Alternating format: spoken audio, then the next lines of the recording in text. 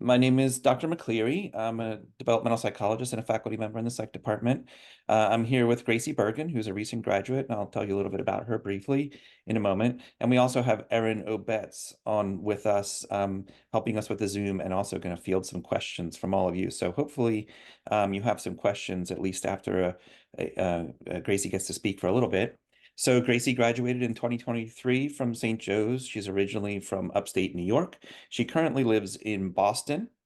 I got to know her pretty well when she was here at St. Joe's, and she's just a great person and a really good all-around student. So I'm really glad to have her with us here.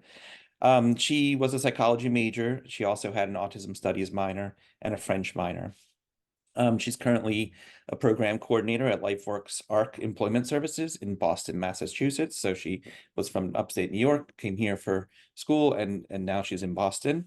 And we'll see if this comes up in the conversation, but just in general, she served a variety of took advantage of a variety of opportunities on our campus, including being a peer tutor, being a Kinney Scholar, being a reading coach, and also mentoring students at Samuel Gomper's school.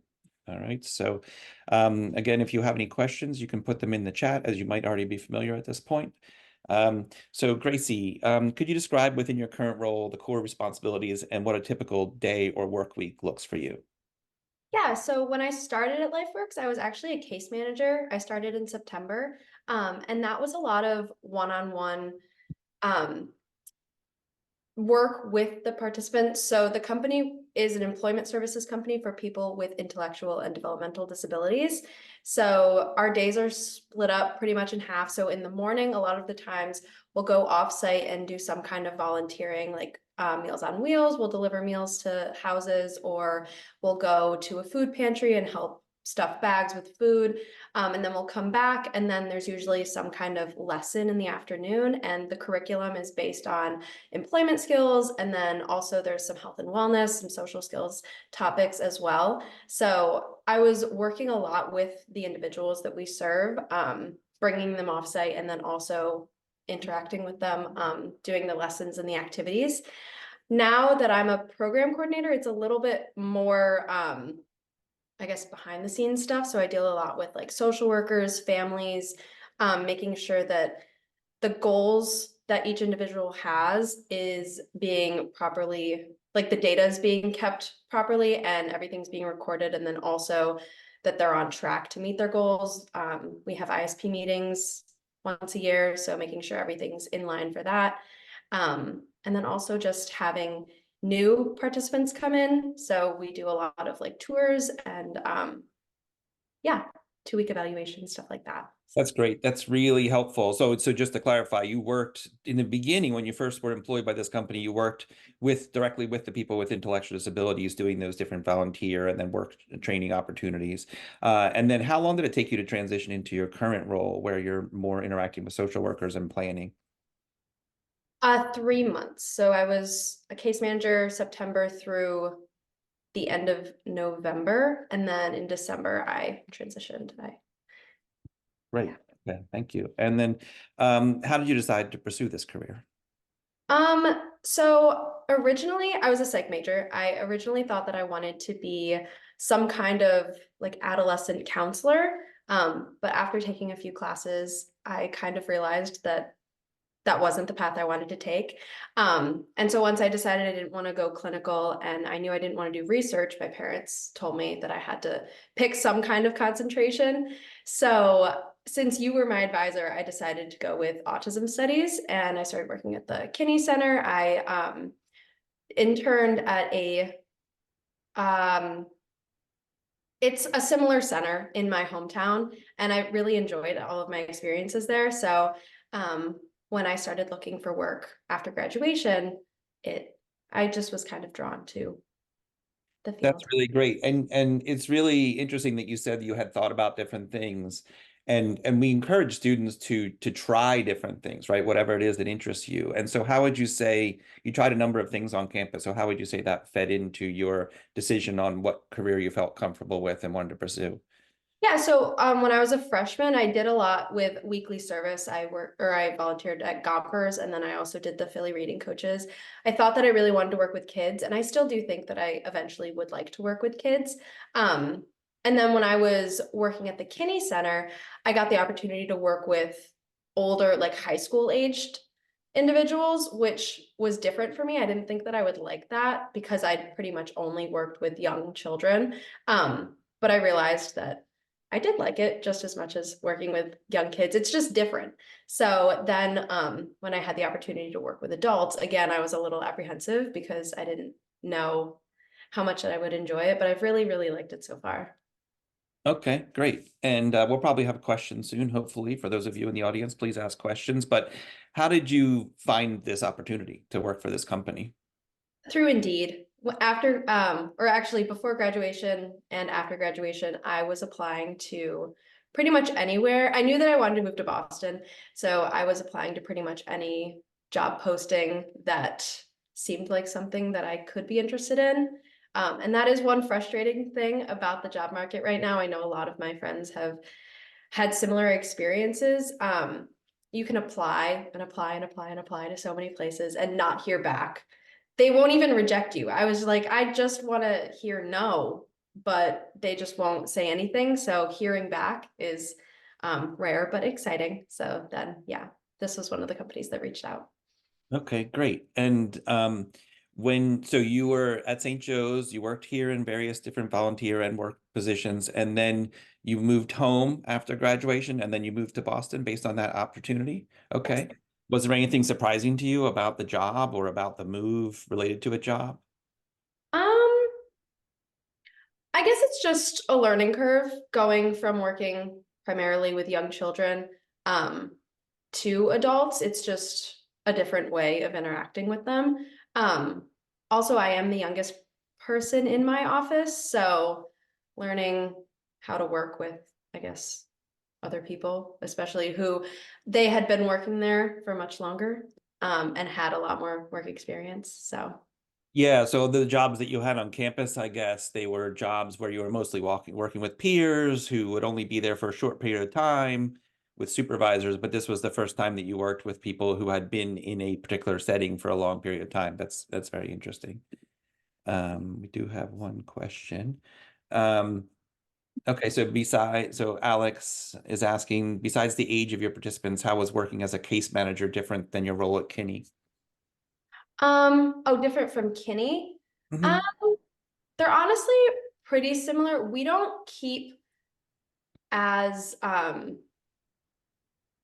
the data that we record isn't as specific, I guess. A lot of the times we were using like the charts where it's like, if this happened within the past 5 minutes, check it off. It's not like that because the groups that you're with, there's like between 10 to 15 people that you're working with at a time. So you can't really keep that close track. So most of the participants have between 2 to 3 goals and they're a little more general. So it'll be like one of their goals is to participate in an offsite volunteer activity. So then at the end of the day, we have an hour at the end of the day where you can do all of your computer billing work, stuff like that. So you'll go through, you'll look back at what room they were in, what they did that day, and then you can track whether or not they did that activity. So if their goal would be to participate in like an employment lesson, not necessarily doing math or like having this many social interactions. It's not quite as specific. Yeah, just related to that, because I think people are probably interested in the environment. Do you feel like you could, like, if you had an idea, you could speak up and people would listen to you? Or do you feel like maybe not now, but at 6 months from now or a year from now, do you think you'd have opportunities to have input on the kinds of things they're doing there? Yeah, no, absolutely. I wouldn't say right when I started, probably like I've been there over 6 months now. So I do feel comfortable. And also, it's a pretty small group of us. So everyone is pretty close, I guess, and very receptive to new ideas. The turnover rate for case managers is not super fast, but kind of fast. So there are people coming in and out. So I guess the ones that have been there for a little bit longer, it's easier to go to, and they Mhm. are, yeah. So you're identifying ways to have input and you're feeling like it's supported.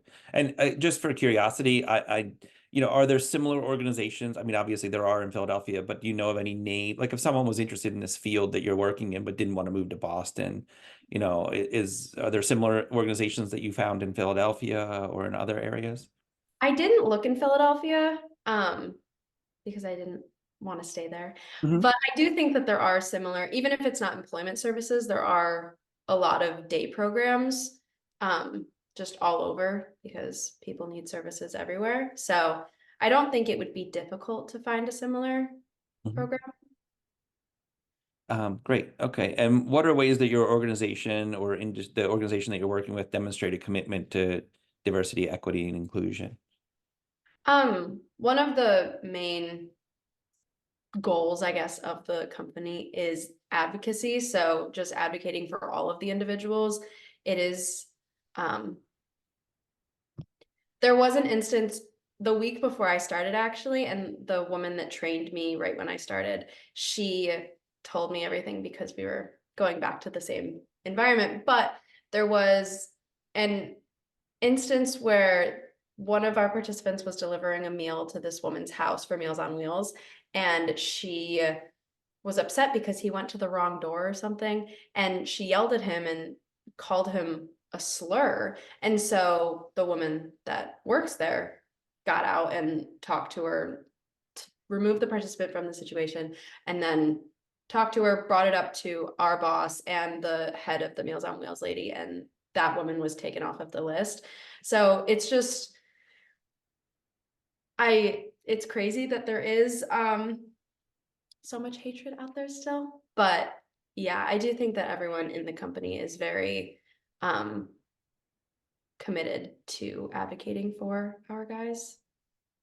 Okay, so that was an external partner or a client who got removed from the case list? An external person, yeah. So someone Yeah. threw Meals on Wheels. Yeah. Okay. All right. Um, So so we have go another ahead. question. I'm sorry. Yeah, I'm Uh, gonna have to read that. So can you clarify on how quick the turnover is for case managers and what do they end up doing when they leave the case manager position? Yeah, so it varies, honestly. I would say between like 6 months to a year. Um the reason One of the reasons I think is there isn't a whole lot of room for growth in my company. Like I said, it's kind of small. So openings don't really come up super often, um, which I think is one reason. Another reason, because the turnover rate is kind of quick, we have a lot of openings. So it's not necessarily difficult to get the job, but then you might not necessarily know exactly what you're getting yourself into.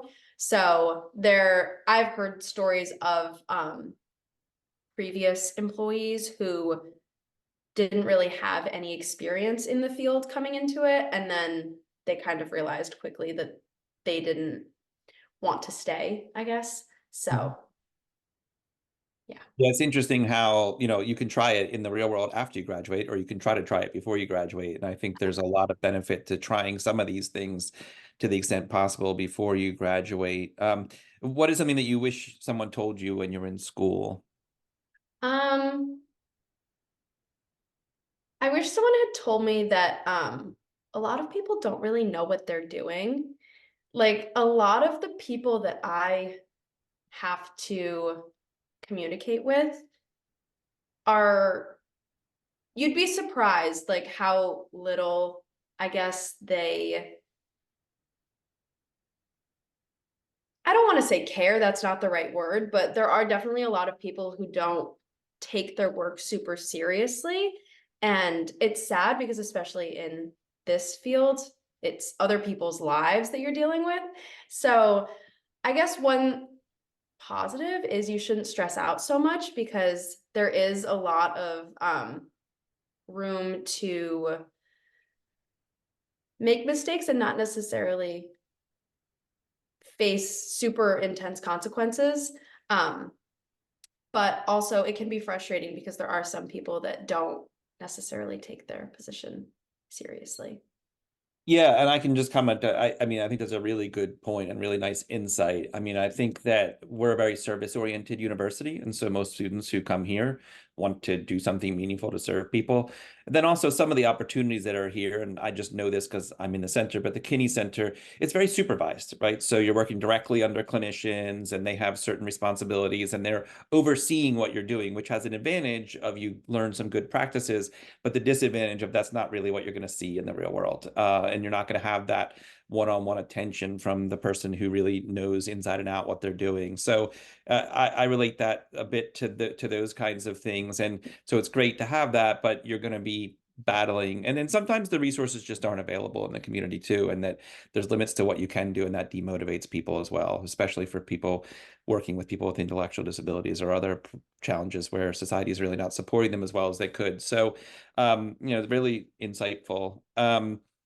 What do you think are two or three experiences students should engage in while in college to help them prepare for careers after graduation?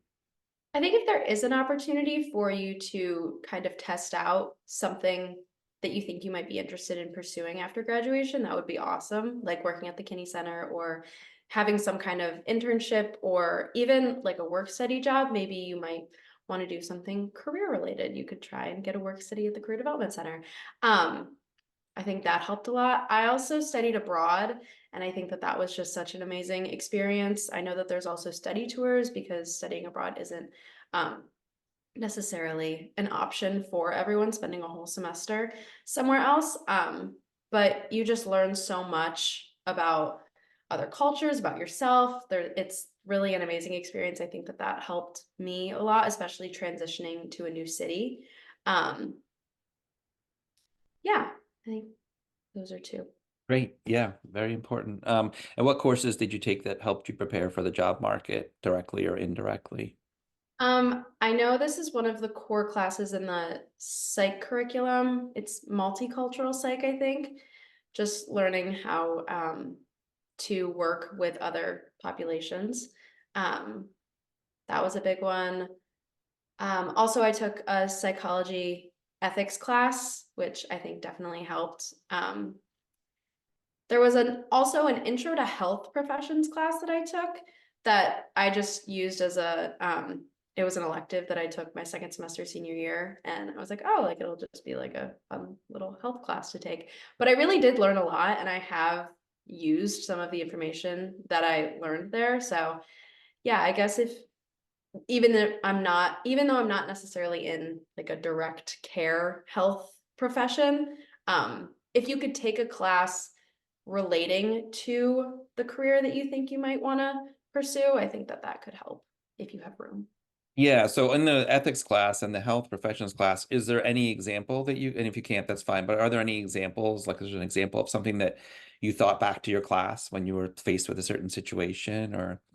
I did have to do a med administration certification course, and I passed it the first time. And I guess normally it takes a lot of people multiple rounds to pass it, but a lot of the information that we learned was in my intro to health class.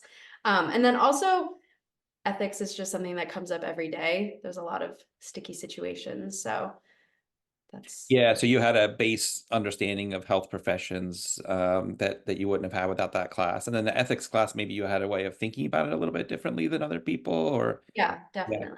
Great. Okay. And just building from that, like what experiences on campus or during your college, doesn't have to be on campus, what experience do you think made you appealing to your employers? I mean, you said it's not hyper competitive because there's a lot of turnover, but what do you think made them say, yes, Gracie is someone who's going to work out here before they hired you? I think the fact that I had related experience helped a lot. Um, Also, I know that I got my resume checked at the Career Development Center. Having like a professional resume, I've sat in on a few interviews, and that is one thing that my bosses have commented on. If you don't have an aesthetically pleasing or like a right resume, then it's like automatically an X against you. So that helps. And then also, okay, so I went to the job fairs, even though they aren't necessarily like catered towards psych majors just to practice talking to people because interviewing is something that really stressed me out. I think it's probably a common stressor. So just practicing talking to people, especially when you know that it's not really gonna matter because you aren't really talking to the kinds of people that you need to be talking to. That definitely helped, like practicing networking before you actually need to network. Yeah, that's great. We have the Psychi and Psychology Club networking night here on campus now pretty regularly, and that's definitely an opportunity for students to get a chance to talk to employers, many of whom are not a good match for you, but some of whom might be. And so having that experience might be helpful for some of these students. Is there any other specific advice? You've already given a bunch, but is there any other specific advice that you would give to students as they think about the job market? Um, I guess just don't get discouraged. Like I said, you could apply to 50 places and only hear back from one or hear back from none. I still have friends that are looking for work and they had like 4.0 GPAs and were so involved. And then I also know some people who didn't really do much and got jobs right after college. So it really is kind of a gamble. So just don't get discouraged if it takes you a little while to find work, or if you don't like your job. I feel like you shouldn't feel like you need to stay just because it's what you're supposed to do. Yeah, it's helpful to know that. I mean, especially, students who have high GPAs who don't find jobs, there's a variety of different reasons, and I'm sure they'll find a good job. But that hands-on experience that you had, all the different types of hands-on experience that you had, and that you tried different things, I think does make a big difference for some employers. They don't want students to show up without the life experience and without experience with that population or something related to that population, and then find out they don't work out because they're do really well in class, as for example, but don't do as well in the real interaction. So whatever field it is, and you've said this, whatever field it is, I think it's important to think about trying to get some experience in that. Do you have anything to say about how your Jesuit education impacted how you work and the career decisions you've made so far? I think just the concentration on service is huge. You want to serve people, you want to help as many people as you can. Um, I would say that's just the main thing that stuck with me. Okay, great. There's a question and it links to something I already wanted to ask about. So really thinking about growth within your organization. So you said there is limit. And so I want to ask, like, do you see growth for you in this organization or in another organization in a related field that you would move to? But then there's a question from Reina Prado that says, do you feel like your company would provide tuition assistance for getting your master's, even though your company is small? Is that something that you considered when you applied for this job? And just broader, where do you see yourself going in terms of moving up? Yeah, so they do offer some tuition forgiveness. It's not a lot and it's only for certain programs. I have considered it because I would ideally like to go back to school. Um, I don't think I would like to go back for school counseling or school psychology, and that's not something that my company will cover, at least not, it's not on the list. I mean, maybe if I talk to them. Um, but kind of going back to there's not a whole lot of room for growth. I got really lucky. My supervisor left um my third month and then I interviewed for the position and I got it. So I did move up when I guess I probably shouldn't have, just based on how long I'd been there and the turnover rate. Like normally it doesn't happen that quickly, but I don't think that there would really be an opportunity for me to move up, and I don't necessarily know if I would want to. I really do enjoy the work that I'm doing and the company and all of the participants. It's been amazing so far, but um I guess, I mean, this is my first job out of college. I wouldn't want to just stay here and say, okay, this is it. I think I would want to have a few more experiences before I make that decision. Yeah, I think, going to graduate school for a master's degree in psychology or going directly in the workforce is a hard decision to make, right? And so, I mean, one thing to consider for other students and for you is that there are online master's programs. Like St. Joe's has a master's in social work program that I believe can be, or should be, is supposed to be completed completely online. I don't know if our clinical mental health counseling program also can be done completely online. But there are, options, and I'm sure there are a bunch of them in Boston as well. So something to consider, but it would probably cost you money because, like you said, it might not be supported. But there are those options, but it's hard to go back to school once you've started. And then I just going back to one of the questions that the Dr. She posted from the clinical concentration students, do you can you say something? Do you know where people who were at your level, so had been promoted or hired at a higher level, like your level, where did they go when they left? I know. So my supervisor who left, he went back to school. So he just went back full time. Um, and I don't think he was going to be working. I know another woman, she got a job in the Boston Public Schools as a paraprofessional, I believe. So same kind of idea, but different. I'm not positive. Most of my coworkers are like in their 30s and 40s. So some of the people who have left, they were older and they just retired. So Yeah, no, that's still very helpful information to even just know where those two or three people have gone. Um, do you have any additional, because I know you've already given a bunch, but interviewing and working tips? Can you talk a little bit about the hiring process? So you put an application in, you didn't hear back from a bunch of people, you heard back from these people. What were the steps that they did take you through before they offered you a job or as they were offering you a job? yeah, so I had a Zoom interview because I was living in New York, and obviously they're in Boston. So I had a Zoom interview, and basically at first he was like, "Oh, you don't live here right now. We can't offer you the position." I was like, "Okay, that's fine." So he told me that if I told him that I was planning on moving there in September, and this was before I had like an apartment or really a plan, but I wanted to stay on his mind. So I said I wanted to be there by September. So he told me to reach out if by then I hadn't found another job. And so I reached out in August and said that I was still planning on moving in September and was wondering if the position was still open. Um, and it was kind of weird. I had to get a Massachusetts license for the job because as a case manager, you drive like a van when you have to transport the individuals. So your license has to match your address. So since I would have a Massachusetts address, I couldn't have my New York license anymore. Um, so I had to go through that process. And then I did another interview, and then I came to Boston and did a tour, like a walkthrough, and I met um, the other employees and a bunch of the individuals, and just like chatted with them for like an hour. Um, and then, yeah, I did orientation, started in the middle of September.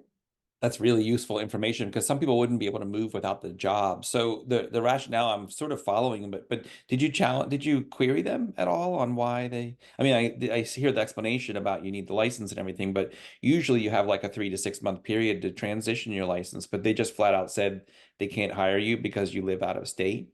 Yeah, it wasn't because I lived out of state, it was because my address wasn't going to match my license, and because you drive the vans, we would have needed like I drove the van my first day, so if something were to happen, it would have been an issue if my license didn't match my address. But before I moved here, when I reached out, I didn't have an apartment yet, and so I told him like I don't want to move to Boston without having a job offer. So that was one thing where he didn't want to offer me the job until I was here, but I didn't want to move here officially until I had the job. So then he did, and I went through with the whole process. So Great. Okay. All right. Thanks for clarifying. So this is really helpful. So I'm going to try to just take questions from here on out because Gracie and I have been talking for a while. So you guys are in the room. So please add questions. We do have one right now, but I'd really appreciate it if others of you would ask questions. Just Gracie's being very open here. So anything that you think would be helpful. So what was the most difficult part getting into the reality of your field after graduating? How difficult was it to overcome and how did you do it? um I don't know if it's field specific, but I guess just the transition after graduating is really weird. Um, it's nice like not having homework, but you realize how much free time you have, and if you don't fill it, I don't know. It's I didn't expect it to be as difficult as it was to have so much free time. But once you get into a routine and you pick up hobbies, and it also didn't help that I moved to a city where I didn't know anyone. So like I had to meet new people too on top of all of that. So it's just Boston's a great walking city, so you moved to a great place. I've lived there for 2 years. Can I just ask about what you mean? So you said no homework. So it's basically like you go to work 9 to 5, and then you come home and you have to fill your time there, is what you're saying. yeah. Yeah. Okay. Yeah. All right. Um, and then any other questions from people? I'll give you a minute or so, see if you have any questions.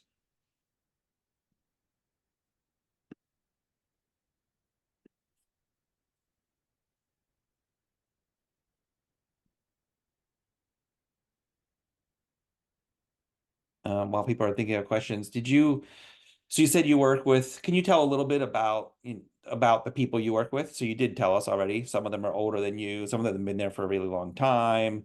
And then what are your day-to-day relationships like with the people, and maybe even talking about how you work together with your coworkers to support the people with intellectual disability?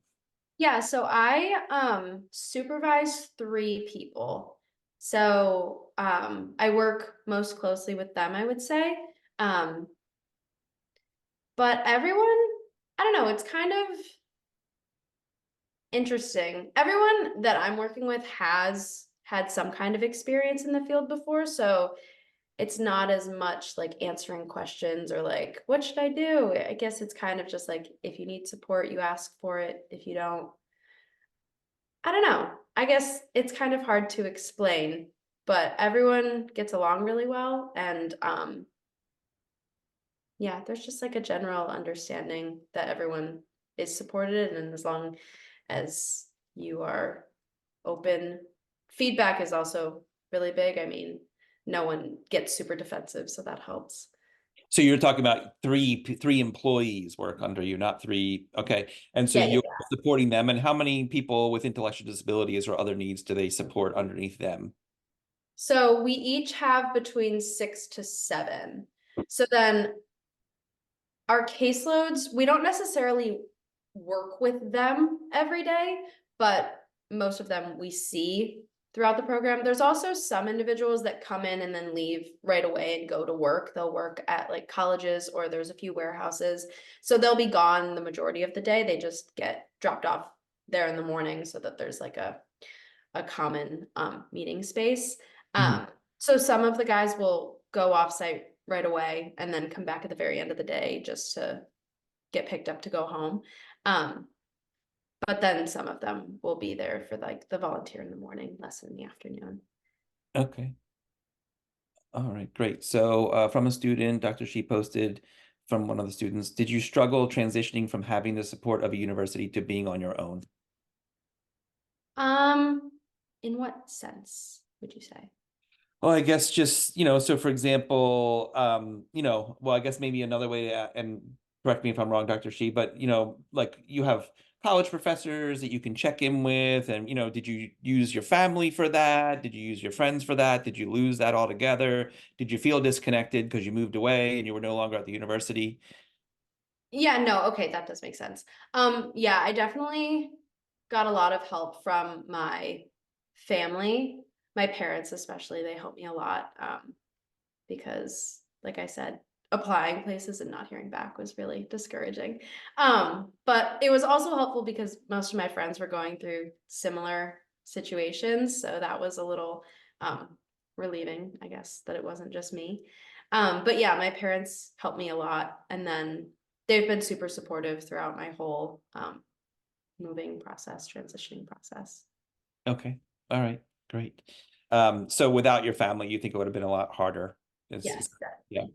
And then connecting with your peers, a social comparison also helped, I guess. Yeah. So, and then it says, can you speak to the range or type of positions you looked at before selecting this one? You did say that this was the one that called you back, or the first one that called you back, right? So maybe you were applying across a range, but maybe if you could just tell us a little bit about that range that you were applying for in Boston.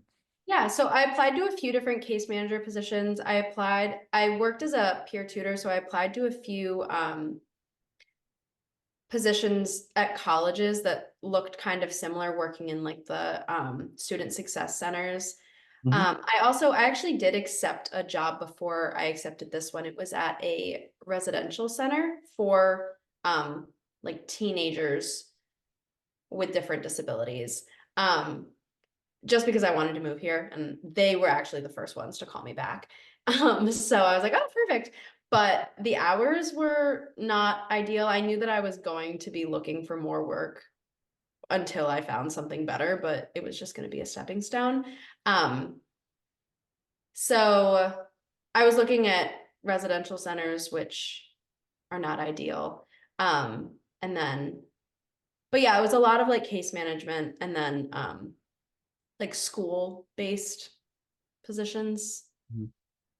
So yeah. Okay, great. So roughly similar area, but pretty broad is basically what you're describing. And I just, I do want to highlight to the students in the room that, you can ask professors. Like I used to live in Boston for 2 years, so I know some of these places. I don't know the place where you're working, but, we also might know students and using your network at St. Joe's through LinkedIn and other sources to try to find positions in certain cities. We're obviously more knowledgeable about jobs in Philadelphia, but we might also know, and certainly the St. Joe's network would know about jobs in other places. So, and thanks to you for coming back and talking to us about this, because someone might want to move to Boston and contact you. Um, so there aren't any other questions here. I think we have just a few minutes left, if I'm correct. Is that right, Emily? That's correct. All right. Um, and not to put it on you, Gracie, but if you can think of anything that you think would be helpful for students to know, but you've just given us so much information here. Um, so, and you already addressed this, but is there anything else you want to say about experiences a student should engage in while in college to help prepare them for entering this field upon graduation? You talked about your work in different centers and support offices on campus. You talked about studying abroad. Is there anything else that, or did you gravitate towards certain student groups or types of people on campus, the people you've kept in contact with, or are you relying on students you grew up with from high school who went to different colleges? Like, is there anything else you can think of that would be relevant to students about to graduate? A lot of my friends from school were also from out of state, and actually one of them is from the Boston area, so I have kept in close contact with her, which has been helpful. But I don't know. I guess just if you want to do something, do it, try it, because you might really like it. Um, yeah, I don't know. That's pretty basic advice, but No, that's great. I mean, I really, okay, Dr. Shi has another question from her students, but I do think it's great for students to hear that you tried a few different things and you kind of ended up navigating in a certain area and then your job didn't end up being there. And I think that experience definitely gave you a leg up in terms of, the real world opportunities. Dr. Shi, the real world opportunities that people are looking for. So Dr. Shi, do you have the question or we just need to wait for it? Oh. Uh, okay, so and this is probably still a work in progress. So it says, I know you moved to a new city where you did not know anyone. I was just wondering how you made friends, right? And you've only been there for how long in total? I moved in September, so Okay, yeah, so you're still in your first year, so it takes a while. And so yeah, can you tell us anything about maybe what you tried and didn't work and things that you tried that have worked? And do you meet people through work or meet people through other activities? yeah, so one of my coworkers is a few years older than me, so I've hung out with her and her friends a few times. I have taken workout classes, so I've met people through those. My brother's girlfriend is from the area, so I have hung out with her and her friends. And then, like I said, one of my best friends from college is from like an hour away. So I've seen her, and then a lot of her home friends have moved to the area. So that was probably how I met most of my closer friends now. So I guess mutual friends. I also have a few friends from college who had friends from home that were in the area. So yeah, just knowing mutual people. So I guess I didn't completely move here without anyone, but Yeah, I think that is really typically how it goes, right? Is that you'll have lots of little connections and you explore them, and then one of them is going to hit, or two of them are going to hit, and that's how you can develop a friend network. But if you don't have any connections, it's harder, and that's I think where work colleagues and going out and doing workouts or engaging in other events like arts and etc. is gonna help with that. So, I mean, you've given us just such a wealth of information here, and I really appreciate it. And if students don't have any other questions, I think maybe we'll wrap it up here. Emily, is there anything else that you think we should do? Nope, I think we're okay to wrap up as long as there aren't any other questions that come through the chat. Um, thanks so much, Gracie, for joining us today.